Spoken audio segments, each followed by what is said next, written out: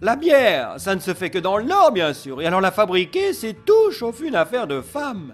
Eh bien non, non, non et renon. Et mieux que de l'affirmer, VNB TV le prouve. Ces enquêteurs ont fouiné jusqu'à Saint-Just-Saint-Rambert.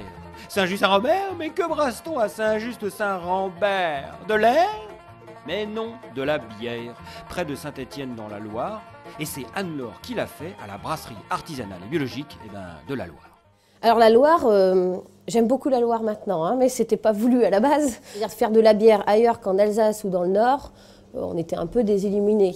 Les gens ont oublié qu'ils se faisaient de la bière chez eux. C'est plutôt un pays avec les côtes du Forêt, du vin, on est aussi un petit peu pastis, hein, il y a un petit peu du sud qui est remonté, mais quand je me suis installée, on n'était déjà pas beaucoup de brasseurs, mais des femmes brasseuses, d'ailleurs c'est des femmes brasseurs toujours. Moi j'étais la 4e en France. C'est quand même un métier d'homme, pas parce qu'il n'y a que les hommes qui savent faire, mais parce que c'est physique.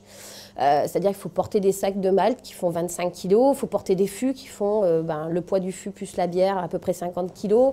Il n'y a rien qu'on porte qui soit léger. Là, c'est le local de production. Vous allez pouvoir trouver donc, au fond de la salle, qui est toute petite, les cuves pour la production du mou, qui est prêt après à être fermenté. Donc pour ça, on a les cuves de fermentation. Donc là, ça permet de transformer le mou en bière.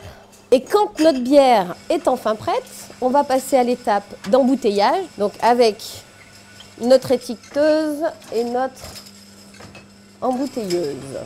On travaille avec des producteurs bio, des fournisseurs bio. Quand on fait une blonde triple multicéréales, on est allé se fournir à Boissé-les-Montrons, qui est à 15 km de chez nous. Donc on lui achète du blé, de l'orge, du seigle, de l'avoine et du maïs. La bière qu'on produit est une bière qui est non filtrée, non pasteurisée. Pour éliminer les levures, on n'utilise pas de colle, donc on utilise le froid, ce qu'on appelle la garde, et elle tombe petit à petit au fond de la cuve. C'est pour ça que c'est cylindro-conique. Tous les 2 jours, on délevure naturellement, par gravité, notre bière. Par contre, on ne va pas enlever l'ensemble des levures, parce qu'en fait, on va utiliser ces levures pour faire une refermentation en bouteille. Ces bouteilles vont être capsulées, on les met en chambre chaude. La levure va se remettre à fermenter parce qu'elle a la bonne température. Et là, il y aura production de gaz carbonique de façon naturelle dans la bouteille. Alors certes, il y a le contenu, mais le contenant compte beaucoup. J'avais la bière, j'avais les recettes, j'avais le lieu enfin que j'avais trouvé, la ville dans laquelle je voulais m'installer. Il me manquait l'identité. Et donc c'est vrai que le fait de rencontrer Gaëlle, qui est une artiste qui habite Saint-Just-Saint-Rambert, donc Gaëlle Boissonnard. Moi déjà, j'adorais déjà ce qu'elle faisait, mais là, c'était encore plus extraordinaire quand elle m'a dit « si tu veux, je peux te faire les étiquettes ». Ces personnages sont à la fois féeriques et à la fois, si vous voulez, on peut s'identifier. Donc moi, je trouvais ça génial parce que la bière pouvait me représenter et pouvait parler aux autres par le biais d'une étiquette. Je ne travaille pas sur de la communication marketing, je travaille sur de la communication affective. Les premières ventes, elles se sont faites parce que l'étiquette attirait l'acheteur. Voilà.